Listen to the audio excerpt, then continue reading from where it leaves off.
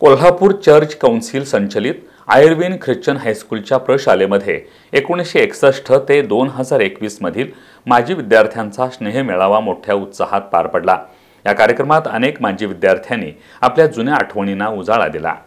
Irwin Christian high school ही कोल्हापुरातील अत्यंत जुनी शाळा। ख्रिस्तवासी डॉक्टर जोसेफ एम आयर्विन आणि ख्रिस्तवासी मिसेस हेलन आयर्विन यांनी 1892 मध्ये या शाळेची स्थापना केली। त्यांच्या स्मृतिप्रित्यर्थ ही शाळा आयर्विन ख्रिश्चन हायस्कूल या नावानं ओळखली जाते। शाळेला थोर परंपरा असून या शाळेनं आजपर्यंत अनेक उद्योजक, इंजिनियर, शास्त्रज्ञ, वकील, लेखक, डॉक्टर, राजकीय नेते आणि कुशल संघटक समाजाला दिले आहेत। आतापर्यंत या शाळेचा माजी विद्यार्थी मेळावा कधीच झाला नव्हता। सर्व माजी विद्यार्थ्यांना एकत्र आणण्यासाठी आणि जुन्या आठवणींना उजाळा देण्यासाठी या शाळेनं पहिल्यांदाच या माजी विद्यार्थी मेळाव्याचं आयोजन केलं। आज हा मेळावा मोठ्या उत्साहात आणि थाटामाटात पार पडला।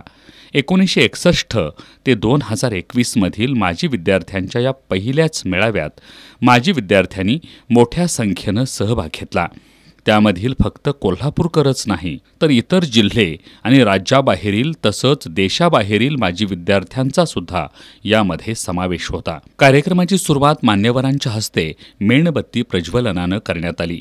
यानंतर सर्वांनी केक कापून हा आनंद सोहळा साजरा केला। यावेळी हायस्कूलच्या विद्यार्थिनींनी सुंदर अशा नृत्य आविष्कारानं उपस्थितांची मनं जिंकली। त्यानंतर शाळेच्या निवृत्त शिक्षकांचा सत्कार करण्यात आला। शाळेच्या मुख्याध्यापिका वर्षा बिजापूरकर यांनी ख्रिस्तवासी डॉक्टर जोसेफ एम आयर्विन यांच्या दुर्मिळ फोटोचं अनावरण करून तो शाळेस भेट म्हणून प्रदान केला। याप्रसंगी अनेक माजी विद्यार्थ्यांनी आपली मनोगत व्यक्त करत जुन्या आठवणींना उजाळा दिला। प्रत्येक वर्षी असे कार्यक्रम करण्यावर भर द्यावा, यासह शाळेच्या विकासात भर घालावी असं आवाहन माजी विद्यार्थ्यांकडून करण्यात आलं। यावेळी कोल्हापूर चर्च काउन्सिलचे सचिव दीनानाथ कदम, शालेय समितीचे चेअरमन डी धनवडे, कोल्हापूर जिल्हा परिषदेचे माजी उपाध्यक्ष भरत पाटील, निवृत्त जिल्हा न्यायाधीश राजेंद्र माजगावकर, अप्पर उपायुक्त उमेश हजारे यांच्यासह विविध क्षेत्रातील मान्यवर आणि आजी माजी विद्यार्थी मोठ्या संख्येनं उपस्थित होते।